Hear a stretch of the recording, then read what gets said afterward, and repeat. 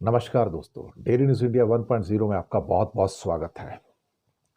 जयशंकर भारत के विदेश मंत्री वाहियात बयान देने के लिए जाने जाते हैं।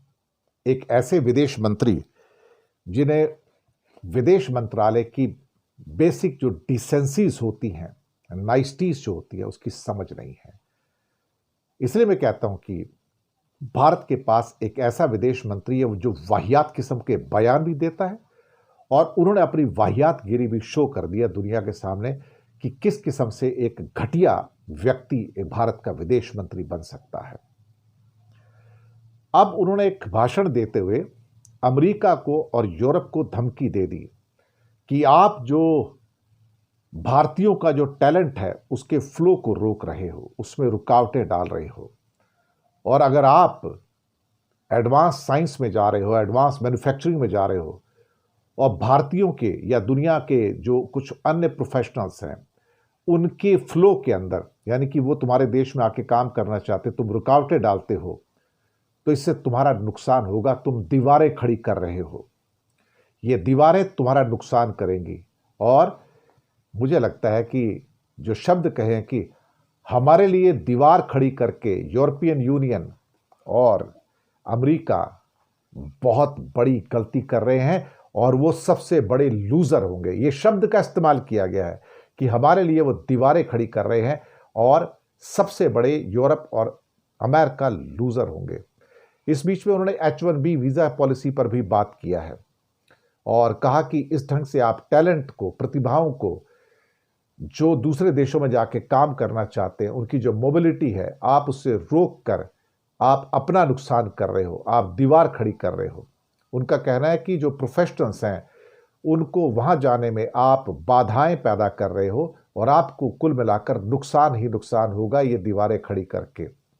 और ये भी कहा कि अगर वे प्रतिभा के प्रवाह में बहुत ज़्यादा रुकावटें खड़ी करते हैं तो उन्हें बहुत ज़्यादा नुकसान होगा, और अगर आप एडवांस मैन्युफैक्चरिंग में जाते तो आपको और अधिक टैलेंट्स की ज़रूरत होगी जो आपके पास नहीं है, जो सिर्फ हम दे सकते हैं। मुझे लगता है कि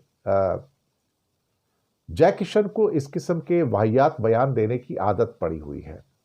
उनसे एक सवाल पूछा जाना चाहिए। अमेरिका और यूरोप तो एडवांस मैन्युफैक्चरिंग में, क्रिटिकल टेक्नोलॉजीज में दुनिया में टॉप पर है, इसमें कोई शक वाली बात नहीं है। जैसे एग्जांपल देता हूं कि अगर आपको सेमीकंडक्टर बनाने हैं तो सेमीकंडक्टर बनाने के लिए जो टॉप की जो मशीनें हैं, जिसको फैब्रिकेटर्स कहा जाता है, वो ASML नीदरलैंड बनाता है, दुनिया में और कोई नहीं बनाता। चाइना ने कुछ बनाई है लेकिन अभी उस लेवल की नहीं है। तो दुनिया की नंबर 1 कंपनी वो यूरोप से आती है जो क्रिटिकल टेक्नोलॉजी, भारत के पास तो नहीं है ना। और अमेरिका तो हजारों टेक्नोलॉजी के अंदर दुनिया का सरदार है, बड़ा किंग है। सवाल यहां पर यह पैदा होता है कि जयशंकर जी, भारत कितने लोगों को वर्क वीजा देता है? हम तो मैन्युफैक्चरिंग के अंदर जीरो हैं, हमारे पास तो कुछ पैदा ही नहीं होता। हम तो घटिया किस्म की मशीनरी बनाते हैं और दुनिया को भेजते हैं छोटे मोटे इंडस्ट्री के लिए। जो टॉप लेवल की सारी इंडस्ट्री है उसकी तो सारी की सारी मशीनरी और इंजीनियरिंग जो गुड्स है वो तो बाहर से आते हैं, सारी क्रिटिकल टेक्नोलॉजीज बाहर से आती हैं। हमारे पास तो कुछ है ही नहीं, हम तो भूखे नंगे हैं। तो आप भारत के अंदर वर्क वीजा क्यों नहीं देते? अभी आज ही एक आर्टिकल आता है जिसको मैंने बड़े गौर से पढ़ा कि भारत के अंदर कुछ लोग हैं जो बैटरीज का नए यूनिट लगाना चाहते हैं, लेकिन भारत के पास बैटरी टेक्नोलॉजी के एक्सपर्ट्स नहीं है। तो चाइना से कुछ एक्सपर्ट आए हुए थे उसको खोलने के लिए, कोलैबोरेशन के लिए। उनके 6 महीने खत्म हो गए, उनका वर्क वीजा खत्म, और अपने देश वापस चले गए। काम अटक गया साहब। और अगला वीजा देने के लिए इंडिया आनाकानी कर रहा है, मैं तो नहीं देता, मैं तो नहीं देता। हमारे पास बनाने के एक्सपर्ट्स नहीं है, हम इंडस्ट्री नहीं बना सकते, हम दूसरों के एक्सपर्ट्स को इंडिया में नहीं लाना चाहते। इंडिया वर्क वीजा देने में दुनिया में सबसे ज्यादा कंजूस है। हमें वर्क वीजा नहीं देना किसी को, हमें नहीं देना, हम नहीं देंगे, लेकिन दुनिया हमारे दरवाजे खोले।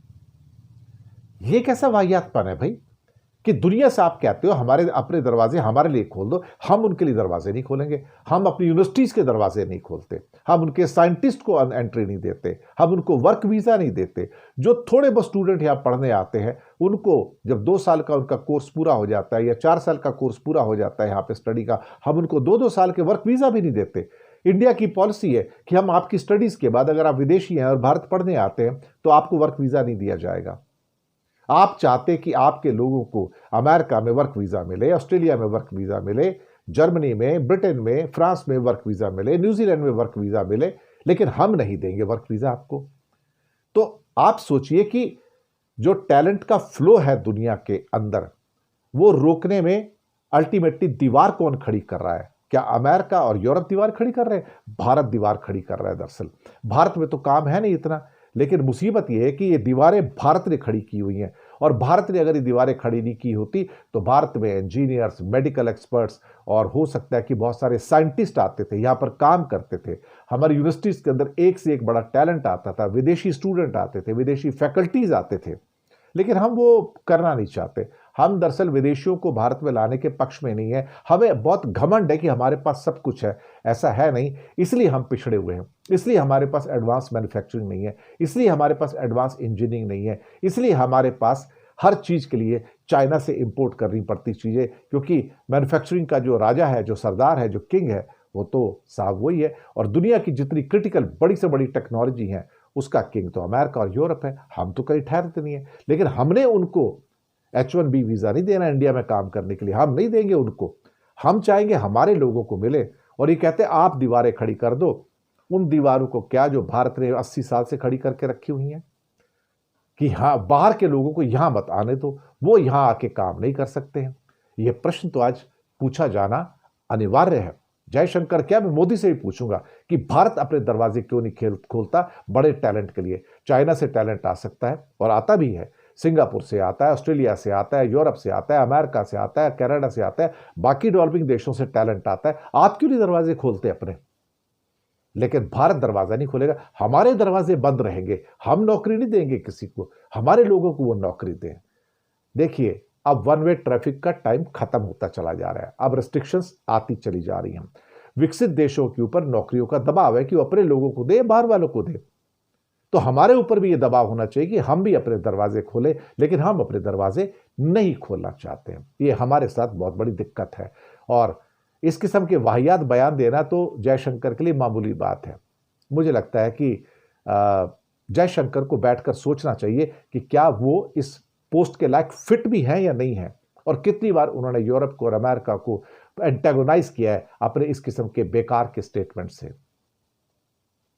यही आज का हमारा पेशकश थी। फीडबैक दीजिएगा प्रोग्राम कैसे लग रहे हैं। धन्यवाद।